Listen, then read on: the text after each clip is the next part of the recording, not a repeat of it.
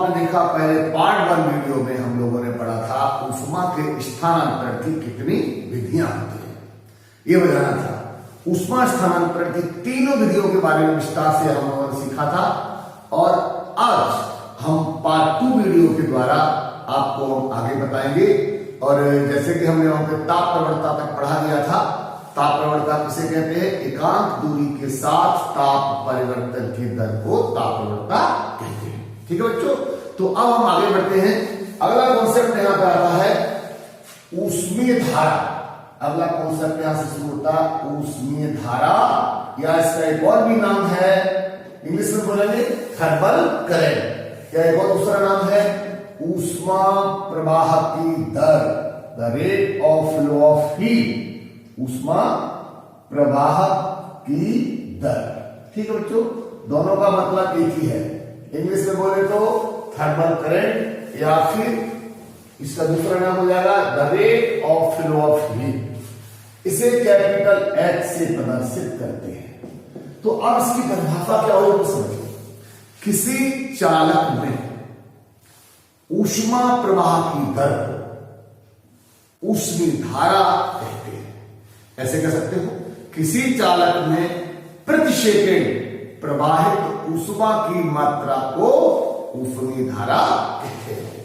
तो जैसे कि हमने बताया आपको, तो परिभाषा होगी, इसका फॉर्मूला क्या बनेगा? H बराबर Q अपॉन T। Q यहां पर क्या है? प्रवाहित ऊष्मा है, T समय हो गया।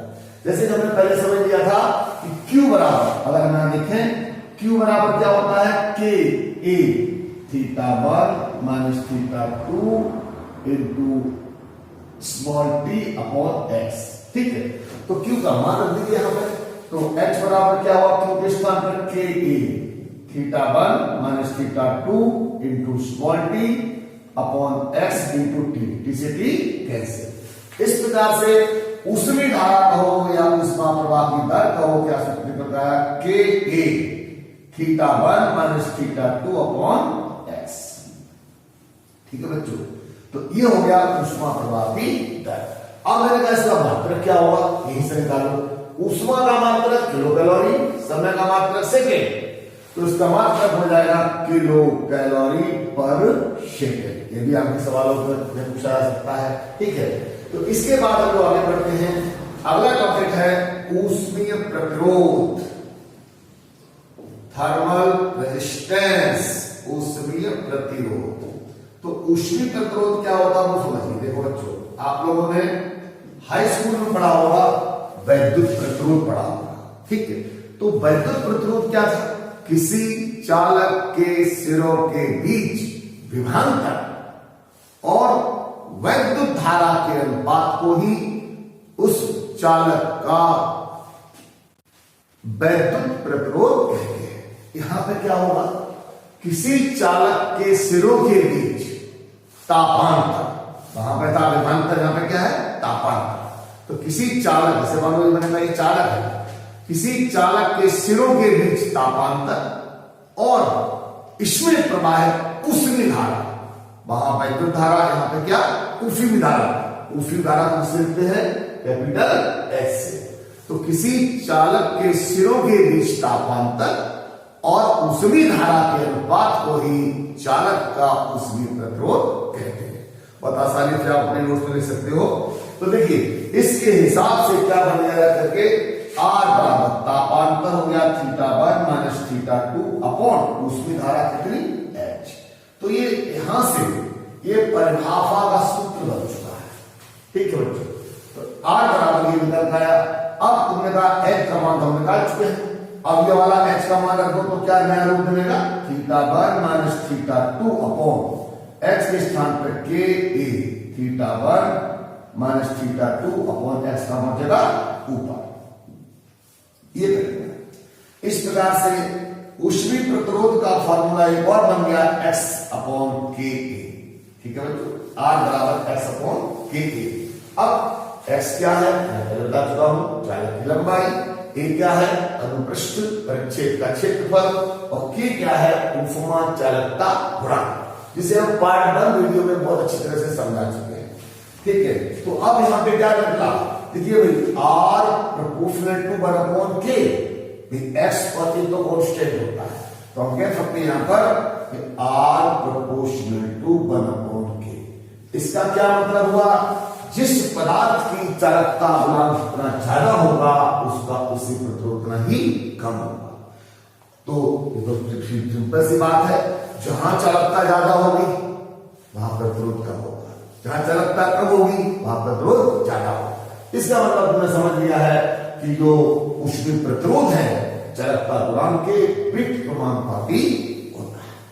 ठीक है, तो अब यहां पर अब मैंने कहा ऊष्मीय प्रतिरोध का भी मात्रक निकालो भाई।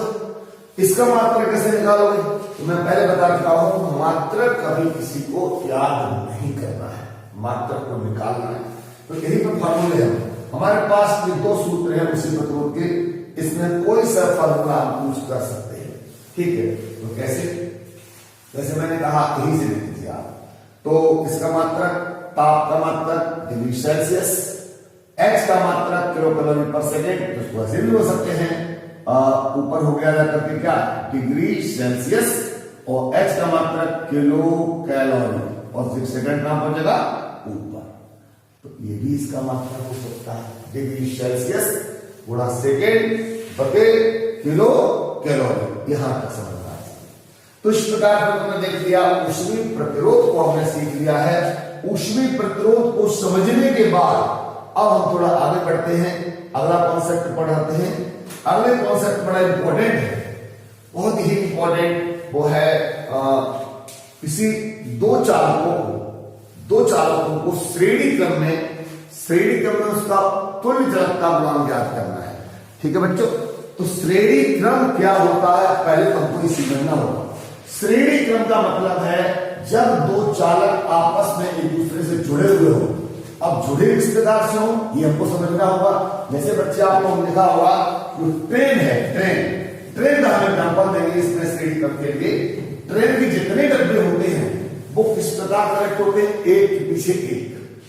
ठीक है, ट्रेन में मान चलिए 10 डब्बे हैं, 10 डब्बे, उसमें से एक डब्बा इंजन है, उसके बाद कंपार्टमेंट है और लास्ट डब्बा गार्ड का है। फॉर एग्जाम्पल ट्रेन में आप बैठे हुए हैं और ट्रेन चल रही है, ट्रेन की स्पीड है 80 किलोमीटर प्रति घंटा, मान लीजिए। ठीक है, अब मान चलो मैं तुम्हारे साथ ही यात्रा कर रहा हूं और मैं तुमसे पूछ रहा हूं, बताओ बेटा इस वक्त हमारी जो ट्रेन है उसकी स्पीड 80 किलोमीटर प्रति घंटा है, इंजन की स्पीड क्या होगी? तो आप क्या कहोगे? 80 किलोमीटर प्रति घंटा। ओके, लास्ट वाला जो डब्बा गार्ड साहब का डब्बा है उसकी स्पीड क्या होगी? 80 किलोमीटर। और मैंने कहा जिसमें हम लोग बैठे हुए हैं उसकी स्पीड क्या होगी? 80 किलोमीटर प्रति घंटा। इट मीन्स, इसका मतलब हो गया ट्रेन के इंजन की स्पीड, ट्रेन के गार्ड की स्पीड और ट्रेन के प्रत्येक कंपार्टमेंट की स्पीड कैसे होगी? सेम, 80 किलोमीटर प्रति घंटा। इसी कॉन्सेप्ट को हमें यहां पर पढ़ना है। तो देखिए बच्चों, अब हमारे पास मोस्ट इंपॉर्टेंट तरीके है इस पार्ट 2 वीडियो का सबसे महत्वपूर्ण टॉपिक यही है। टॉपिक क्या है? श्रेणी क्रम में जुड़े, श्रेणी क्रम में जुड़े दो चालकों की तुल्य चालकता गुणांक का, तुल्य चालकता गुणांक का व्यंजक, ये डेरिवेशन है इस चैप्टर का। तो देखिए इंग्लिश में बोले तो the derivation of equivalent coefficient of conductivity of two conductors connected in series. अब देखना ये आप दो चालकों कैसे जोड़ेंगे।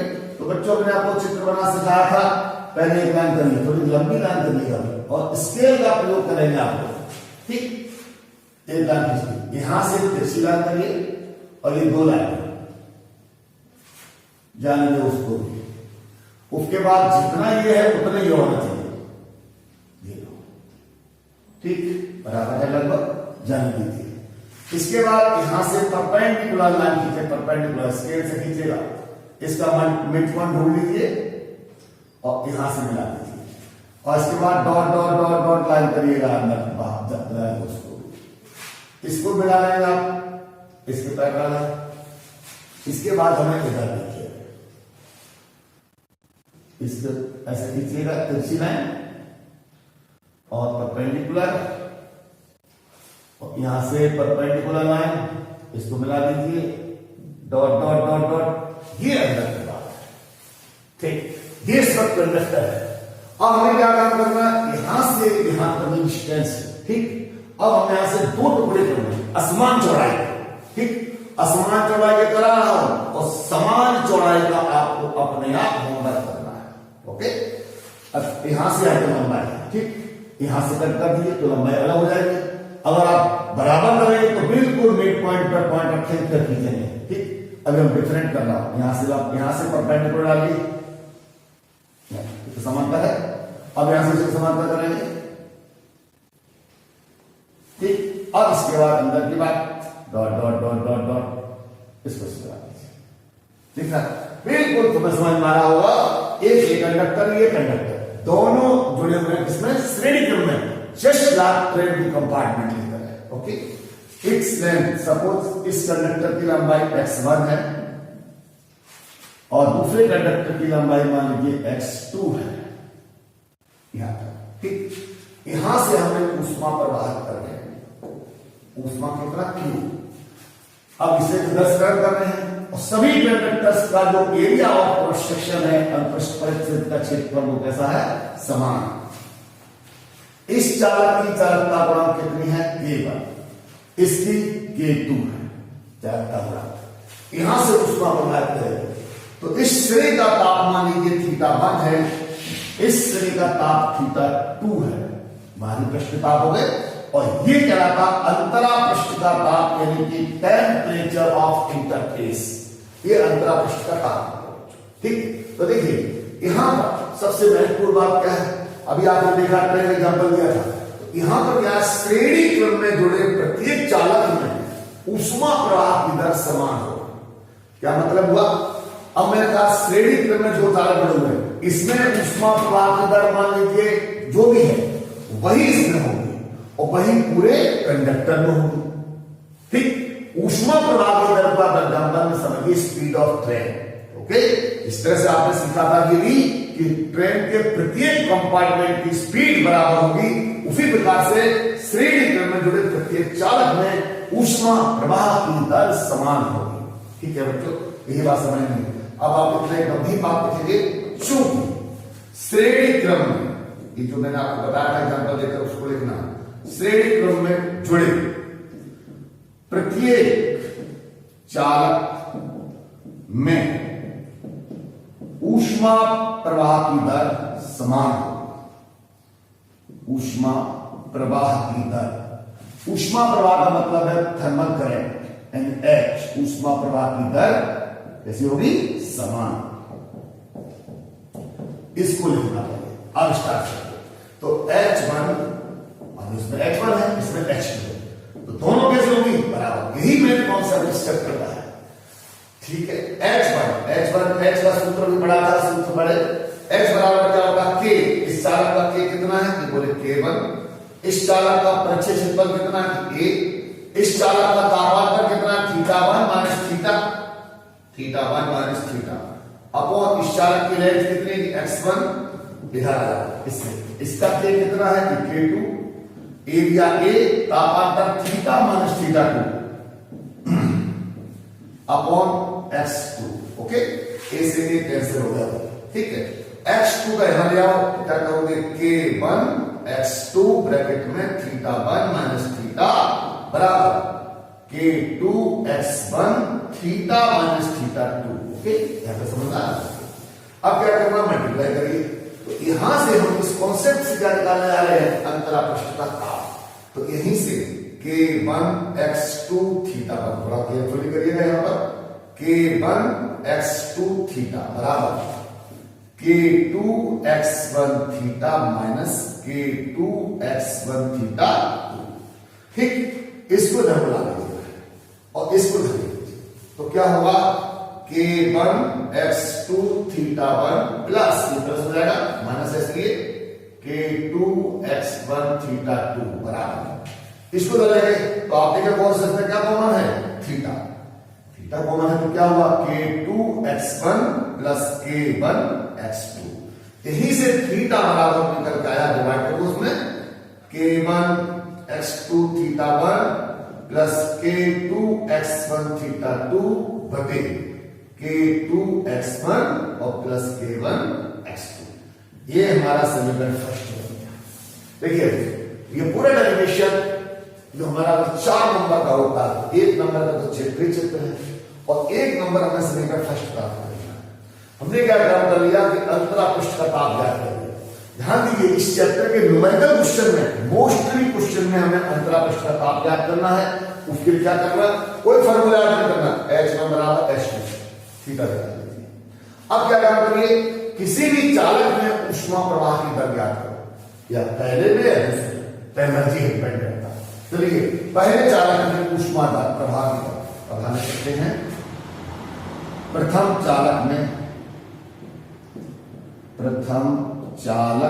में ऊष्मा प्रवाह की दर, आप चाहो तो इसमें निकाल सकते हो ऊष्मा प्रवाह की दर, और चाहो क्या जब होमवर्क करो तो इसमें करके लिखिएगा H1, ठीक H1। इसकी बात कर रहे हैं तो हम केवल यहां पर कंसीडर करेंगे H1, के कितना इसका K1, एरिया कितना A, तापांतर कितना θ1 माइनस थीटा अपॉन लेंथ कितनी है x1। कुछ नहीं करना, ये थीटा का छोटा सा मान देखा, ज्यादा छोटा है, इस थीटा का मान को मैं यहां पर और सॉल्व करना है। तो देखिए भाई K1 A अपॉन x1, यहां पर देखिए θ1 माइनस थीटा का मान देगा K1 x2 θ1 plus K2 x1 theta 2 divide by K2 x1 और K1 x2। यहां समझ गए, ब्रैकेट लगा लीजिए, बाहर माइनस बैठा हुआ है। अब देखिए तुमने कहा बहुत बड़ा हो रहा है, टेंशन मत लो, जितना बड़ा होगा उतना ज्यादा एक्शन सीन आएगा। देखिए K1 A upon x1, LCM कितना होगा K2 x1 plus K1 x2। देखिए यहां पे कितना मान, इस θ1 का मल्टीप्लाई करो उसमें, तो K2 x1 θ1 इस पर करिए प्लस K1 x2 θ1। अब बाहर माइनस बैठा हुआ तो पीछे बदल जाएंगे, ये माइनस का रहेगा माइनस K1 x2 θ1, ये भी माइनस हो जाएगा तो K2 x1 θ2 ब्रैकेट। अब क्या कर रहा है, देखो ये अड़ोसी पड़ोसी गए, K1 x2 θ1 K1 x2 θ1, ये प्लस ये माइनस, चलो यहां समापन हो गया है, कितना बड़ा लग रहा था।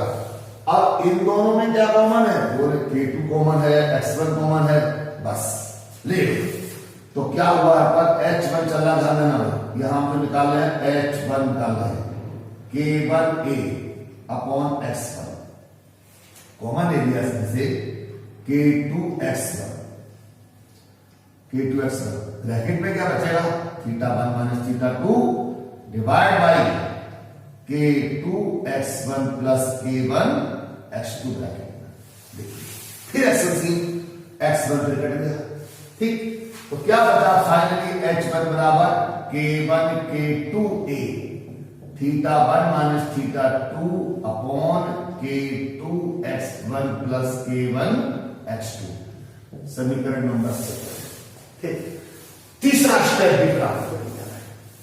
अब क्या करना है, हमें तो उस पूरे चालक की कुल चालकता गुणांक ज्ञात करना है। इसके बाद अंतिम स्टेप समझते हैं। अब हमने क्या कर लिया, H1 ज्ञात कर लिया, तुम चाहो तो घर पर H2 भी ज्ञात करो, वो भी इतने निकल जाएगा, सेम, कोई भी चेंज नहीं होगा।